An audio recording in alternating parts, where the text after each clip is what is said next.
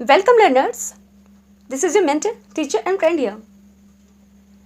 Normal Lewis की word power को हम डिस्कस कर रहे हैं. आज होगा सेशन नंबर 15. इसकी पहले के सेशंस अगर आपने नहीं देखे हैं आप जाकर के देख सकते हैं. चलिए तो स्टार्ट कर लेते हैं सेशन नंबर 15 को. आज का जो टॉपिक है वो रिलेटेड है सम लायर्स से, क्योंकि प्रीवियस वीडियोस में हमने लायर्स के टॉपिक पे एक ब्रीफ इंट्रोडक्शन को देख लिया था. आज जो टाइप्स ऑफ लायर्स हैं वो किस वर्ड से बने हैं, कौन से रूट वर्ड से मिलकर के बने हैं, ये हमें देखना है. ठीक है, तो चलिए स्टार्ट कर लेते हैं.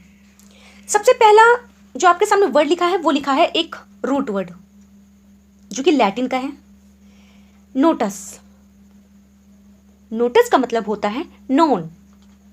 ठीक है, जाना हुआ, पहचाना हुआ.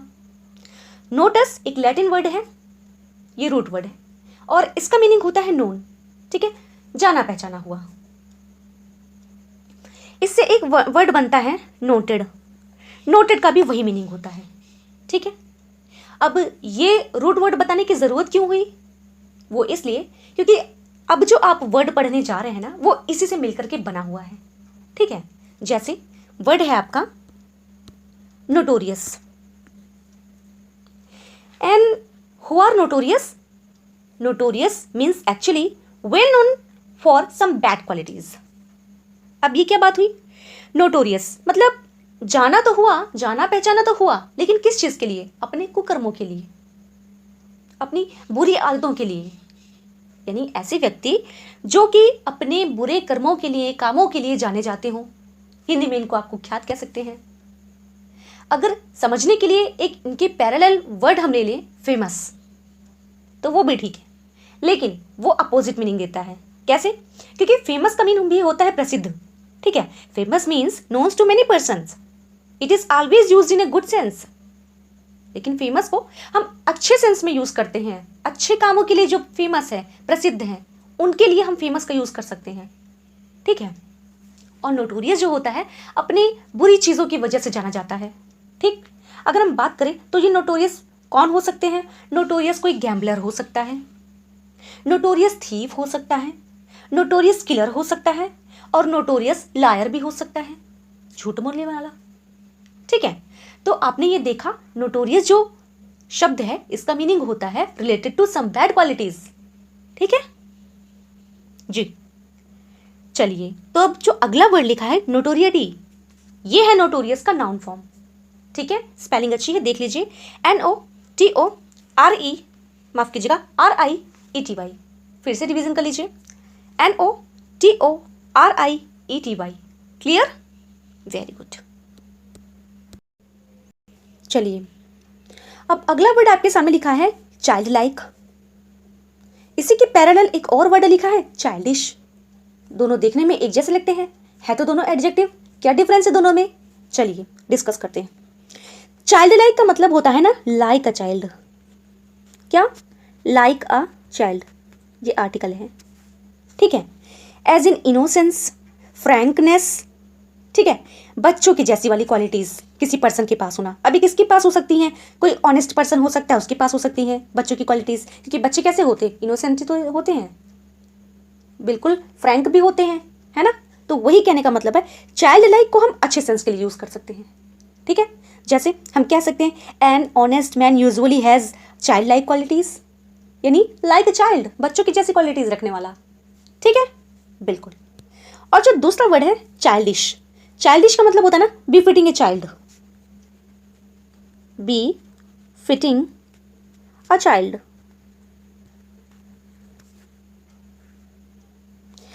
अब जैसे हम ऐसे कह सकते हैं किसी को, his childish behaviour has annoyed many people. अब क्या डिफरेंस एक जान पड़ रहा है दोनों में कि जो चाइल्डिश बिहेवियर होता है ना, यानी चाइल्डिश जो वर्ड है इसको हम यूज कर सकते हैं निगेटिव सेंस देने के लिए. ठीक है, निगेटिव सेंस देने के लिए हम चाइल्डिश का यूज कर सकते हैं, और चाइल्ड लाइक का सेंस यूज करते हैं हम गुड सेंस देने के लिए. ठीक है, ये एक माइन्यूट डिफरेंस है, याद रखिएगा, और दोनों एडजेक्टिव है. ठीक है, चलिए ओके. नेक्स्ट वर्ड आपके सामने लिखा है समस. Summit, Latin root. क्या मतलब हुआ? अब जो वर्ड आपके सामने लिखा है समस, ये है एक लैटिन रूट वर्ड. ठीक है। इसका मीनिंग होता है समिट। समिट क्या होता है? The top of A mountain, यानी ऊंची चोटी, सर्वोच्च चोटी जो होती है ना, चोटी, पीक, उसको हम कह सकते हैं समिट। कल्मिनेशन कह सकते हैं, पिनिकल कह सकते हैं, ठीक है। तो अब किस चीज़ की चोटी? यहाँ पे तो माउंटेन की बात होने रही, अब वहीं से इसका सेंस लिया गया है क्या? हाईएस्ट, ठीक है। इसका मीनिंग निकलता है हाईएस्ट, ठीक है। और सम तो आप जान ही रहे हैं, यस यू एम, सम मतलब होता है एडिशन। खैर ये भी एक वर्ड है, यहाँ पे उसका मतलब नहीं है। मैं जो आपको समझाना चाह रही हूँ, मैं आपको बताना चाहती हूँ कि हाईएस्ट जो वर्ड है ना, उसकी ओरिजिन हुई है इस समझ से, ठीक है, इन्हीं समिट से। क्लियर? और अब देखिए, जो समिट से वर्ड बनेगा वो बनेगा कंज्यूमेट। जो अगला वर्ड है पढ़ने वाला हमारा, जो अगला वर्ड है हमारा पढ़ने वाला, ये है कंज्यूमेट, ठीक है। और ये वहीं से बना है, किससे? समिट से। तो कंज्यूमेट जो पर्सन होगा वो क्या करेगा? वो अपनी किसी भी कला को, अपनी क्वालिटीज़ को इस हद तक करेगा कि वो एकदम पिनिकल तक होगी, यानी उसकी जो क्वालिटीज़ हैं वो बिल्कुल हाईएस्ट टॉप लेवल की होंगी क्वालिटी, ठीक है। तो अब इसकी ज़रूरत यहाँ क्यों आन पड़ी? क्योंकि प्रीवियस वीडियो में हमने डिस्कस किया था कंज्यूमेट लायर्स, ठीक है। तो अब ये जो लायर होते हैं ना, यानी जो कंज्यूमेट लायर होते हैं, वो इस हद तक झूठ बोलते हैं, एक हाईएस्ट पॉइंट तक, ठीक है, एकदम निपुण होते हैं, हाईएस्ट लेवल वाला झूठ बोलते हैं ये कौन? कंज्यूमेट लायर, ठीक। अच्छा, अगर हम लायर वर्ड को हटा दें तो बहुत सारे फील्ड में ये कंज्यूमेट पाए जा सकते हैं। जैसे आर्टिस्ट भी हो सकता है कोई, ठीक है। तो कंज्यूमेट आर्टिस्ट जो होगा ना, अपनी किसी भी कला को एकदम हाईएस्ट पॉइंट तक परफॉर्म करेगा, ठीक है जी। तो यही मीनिंग होता है कंज्यूमेट का। और उसके बाद में जो वर्ड लिखा है वो है क्या लिखा है? कंज्यूमेटनेस, माफ कीजिएगा। अब ये क्या चीज़ है? ये है इसका नाउन फॉर्म, ठीक है। और ये जो कंज्यूमेट था ये तो था वर्ब, ठीक, ये था वर्ब। एडजेक्टिव चाहे तो बना सकते हैं, बिल्कुल। तो और ये जो कंज्यूमेटनेस है ना, ये है नाउन फॉर्म किसका? इसी कंज्यूम का, ठीक है, बिल्कुल। और जो नेक्स्ट वर्ड आपके सामने लिखा है कंज्यूमेसी, स्पेलिंग अच्छी है, डबल एम है, मत भूलिएगा। जो वर्ड अगला लिखा है आपके सामने कंज्यूमेसी, ये दोनों एक दूसरे के सिनोनिम है। सिनोनिम मतलब कि दोनों ही नॉन फॉर्म है किसका? कंज्यूमेट का, ठीक है। तो चाहे आप कंज्यूमेसी कहो, चाहे आप कंज्यूमेटनेस कहो, ठीक है, दोनों नाउन है, डजंट मैटर। और ये तो आप जानते हैं ना कि ये जो नेस वर्ड होता है ये एक सफिक्स होता है, नाउन सफिक्स। किसी भी वर्ड के लास्ट में लगेगा तो नाउन बना देगा, ठीक है। जैसे स्वीट में लगेगा तो भाई स्वीटनेस कर देगा, सिंपल में लगेगा तो सिंपलनेस कर देगा, इनवियस में लगेगा तो इनवियसनेस कर देगा, ठीक है जी। चलो, अब हमारा अगला वर्ड है इनकॉरिजिबल। क्या है? इनकॉरिजिबल। जो इनकॉरिजिबल है ना वर्ड, ये कहाँ से आया? ये आया यहाँ से। क्या चीज़ है? ये जो इनकॉरिजिबल वर्ड है आया है कॉरिगो से। और कॉरिगो क्या है? एक लैटिन रूट वर्ड है, ठीक है, जिसका मीनिंग होता है टू करेक्ट, सेट स्ट्रेट, ठीक है, यानी सही करना, सीधा करना, बनाना उसको सीधा, ठीक है। कैसे? जैसे कोई चीज़ बिगड़ी हुई है, कोई पर्सन है गलत जा रहे हैं, उनको करेक्ट करना, ठीक है। इस तरीके से आप इनकॉरिजिबल को लगाइए। और हाँ, तो अब कॉरिजिको का मतलब क्या हुआ? कॉरिगो का मतलब हुआ टू करेक्ट, सेट स्ट्रेट। तो जो इन लगा दिया हमने, इन होता है क्या? एक निगेटिव प्रीफिक्स, ठीक है, इन होता है हमारा एक निगेटिव प्रीफिक्स। तो कॉरिगो मतलब जिसको सीधा किया जा सके, और इनकॉरिगो यानी इनकॉरिजिबल, इबल भी है, इबल है, IBLE, ठीक है। तो ये जो इन लग गया, अब इसका मतलब ये कि जिसको हम सीधा नहीं कर सकते, सुधार नहीं सकते, असुधार्य, ठीक है। प्रीवियस वीडियो में हमने तो डिस्कस किया था ना। तो इनकॉरिजिबल का मतलब क्या होता है? असुधार्य, झूठा, ठीक, जिसको सुधारा ही नहीं जा सकता। अब वो बोलते चले आ रहे, पता नहीं कब से बोल रहे, बचपन से बोल सकते, जन्मजात बोल सकते हैं, तो उनको सुधारा नहीं जा सकता, ठीक है, बिल्कुल। अच्छा, अब ये किस टाइप के पर्सन हो सकते हैं? जैसे कोई फिलेंडर हो सकता है। अब फिलेंडर क्या होता है हमने डिस्कस कर लिया था लास्ट वाली वीडियो में, ठीक है। कोई आवारा पर्सन हो सकता है, ठीक है जी। चलिए, अच्छा, तो जो ये इनपरफिक्स है ना, ये किसी भी वर्ड के स्टार्ट में जब लग जाता है तो उसका किसी किसी में निगेटिव मीनिंग देता है, ठीक है। जैसे वैल्यूबल एक वर्ड होता है, उसके स्टार्टिंग में अगर लग जाएगा तो बोलेगा इनवैल्यूबल, ठीक है, बिल्कुल। एलिजिबल एक वर्ड होता है, IN जुड़ जाएगा तो हो जाएगा इनएलिजिबल, ठीक है, बिल्कुल। चलिए, तो अब ये जो आगे वर्ड लिखा है आपके सामने इनकॉरिजिबिलिटी, ये क्या है? ये नाउन फॉर्म है किसका? इनकॉरिजिबल का। ठीक है, अब देखो इसके बाद एक और वर्ड लिखा है आपके सामने इनकॉरिजिबलनेस। अब भाई NES लगा है, इसका मतलब ये भी नाउन है, ये भी नाउन है किसका? इनकॉरिजिबल का। ठीक है जी, याद रखिएगा। अब एक वर्ड आपके सामने आता है इनवेटेरेंट जी, इनवेटेरेट। ठीक है, अब अगला वर्ड है हमारे सामने इनवेटेरेट। अब इसका क्या मीनिंग हुआ? एक चीज जानो पहले, ये जो अभी इनकॉरिजिबल में इन लगा रहे थे ये तो था प्रीफिक्स, लेकिन ये जो इनवेटेरेट में हम इन लगा रहे हैं ये प्रीफिक्स नहीं है, ये बना ही है। ठीक है, ये अटैच है किसके साथ में? वेटेरेट के साथ में। ठीक है, और ये जो वर्ड है बना है वेटस से, इसका मीनिंग होता है ओल्ड। ठीक है, ये भी लैटिन का वर्ड है।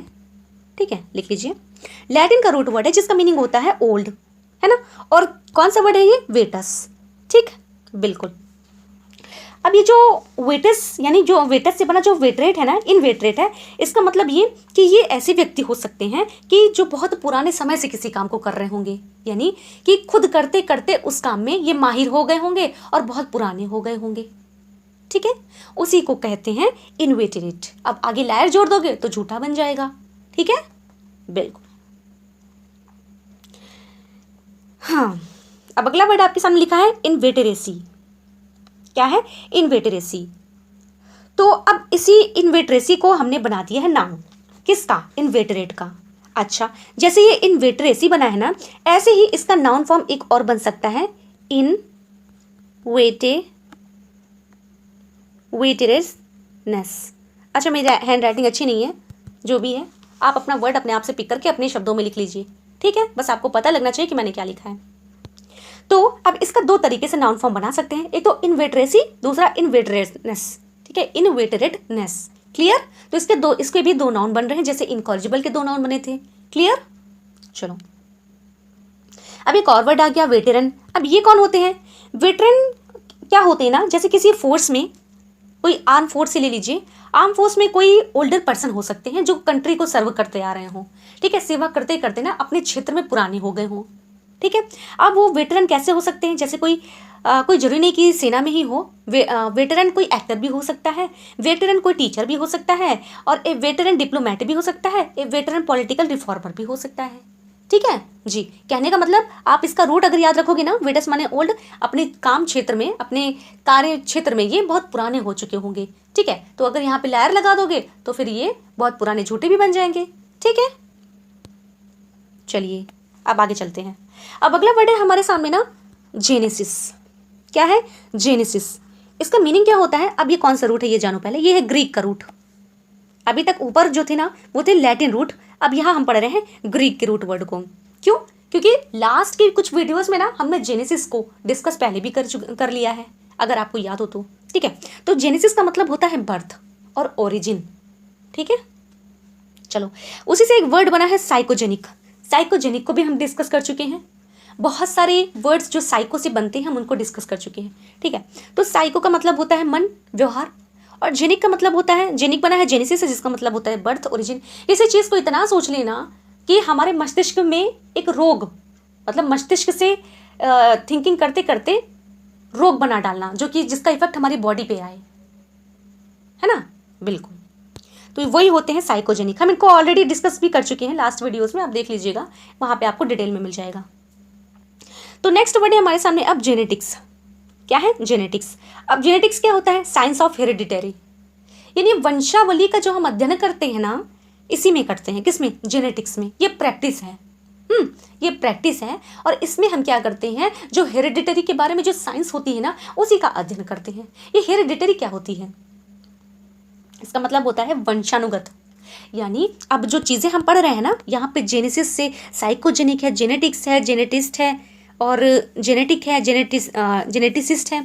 अब ये वो पर्सन होंगे ना जो बर्थ से रिलेटेड होंगे, जन्म से, पैदा होने से रिलेटेड। ठीक है, जैसे जो जेनेटिक्स है, हम इसमें क्या हेरिडिटरी की साइंस को डिस्कस करते हैं, और हेरिडिटरी होता क्या है? वंशानुगत। यानी कि हम कह सकते हैं एक पेरेंट से उसकी ऑफस्प्रिंग, ऑफस्प्रिंग एक बहुत अच्छा वर्ड है, याद रखिएगा आप, यानी संतान। ठीक है, ग्रामर में भी आपको ये देखने को मिलेगा, बहुत इंपॉर्टेंट है, याद रखिएगा, ऑफ स्प्रिंग। तो कोई भी पेरेंट्स होंगे उनसे लेकर के उनके जो ऑफ स्प्रिंग है यानी बच्चे, यहाँ से वहाँ तक का जो सफ़र होता है, बीच में जो सारी चीज़ें होती है ना वंशानुगत जानने के लिए, उन्हीं का हम इसमें अध्ययन करते हैं। ठीक, चलिए समझ में आ गया होगा। और अगला वर्ड लिखा है आपके सामने जेनेटिसिस्ट।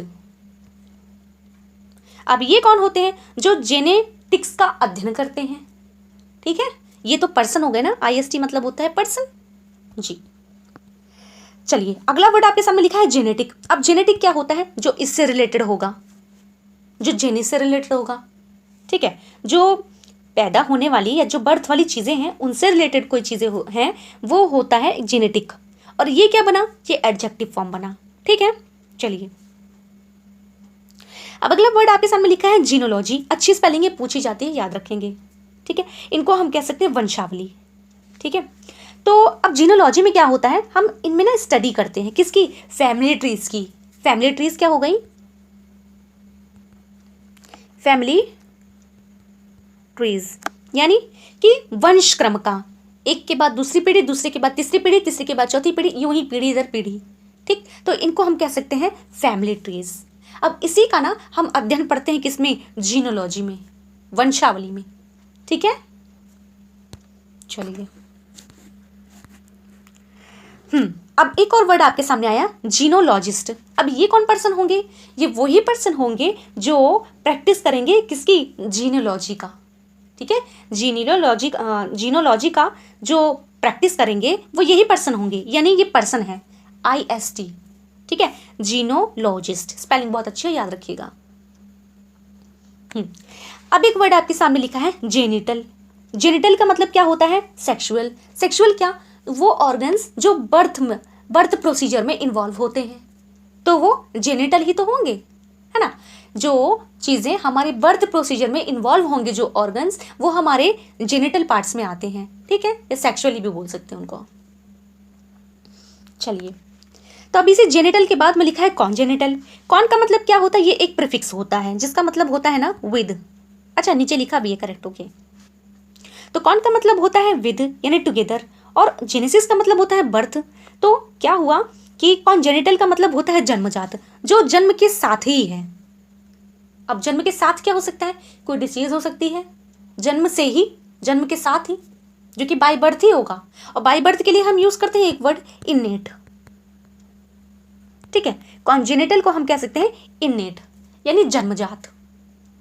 ठीक, चलो भाई, अब एक वर्ड और आपके सामने लिखा है, जो लिखा है हेरिडिटरी, जिसका अभी हमने ऊपर जिक्र किया था। हेरिडिटरी भी वही होता है वंशानुगत, यानी पीढ़ी दर पीढ़ी जो चीज़ें होती हैं ना, एक से दूसरे पेरेंट्स, मतलब उनके पेरेंट्स से उनके ऑफ स्प्रिंग में, फिर उनके पेरेंट्स से उनमें, फिर उनमें ऐसे से करके ना जो चीज़ें होती हैं, जो पीढ़ी दर पीढ़ी होती हैं, वही सारी चीज़ों को हम हेरिडिटरी के अंतर्गत शामिल करते हैं। ठीक है, चलो, हाँ, तो ये तो हमने डिस्कस कर लिया था ना कि कॉन्जेनिटल जो होती हैं तो वो डिसीज हो सकता है, कुछ भी हो सकता है कॉन्जेनिटल। ठीक है, अच्छा, कॉन्जेनिटल में क्या होता है फिर ना, और हेरिडिटरी, ये सभी ओरिजिन से रिलेटेड है ना। तो होता क्या है, जैसे जो मम्मी पापा के आईज है, कलर है, वो जा करके आगे बच्चों पे जो इफेक्ट डालते हैं, ये सारी चीज़ों का अध्ययन ना हम इन्हीं सब में करते हैं। ठीक, तो कॉन्जेनिटल का जिक्र यहाँ पे क्यों है? क्योंकि कॉन्जेनिटल लायर हमने पढ़ा था ना कल, तो कॉन्जेनिटल लायर्स हो सकते हैं, कॉन्जेनिटल कोई क्वालिटी हो सकती है, कॉन्जेनिटल फियर हो सकता है। ठीक है, चलो, तो ये था आज हमारा कुछ वर्ड्स थे एक्चुअली। वीडियो इन्फॉर्मेटिव लगा हो ना तो लाइक करिएगा। आपका लॉजिक मेरे लॉजिक से कुछ अलग हो वो भी ज़रूर बताइएगा। ठीक है, thanks for watching, bye bye, take care.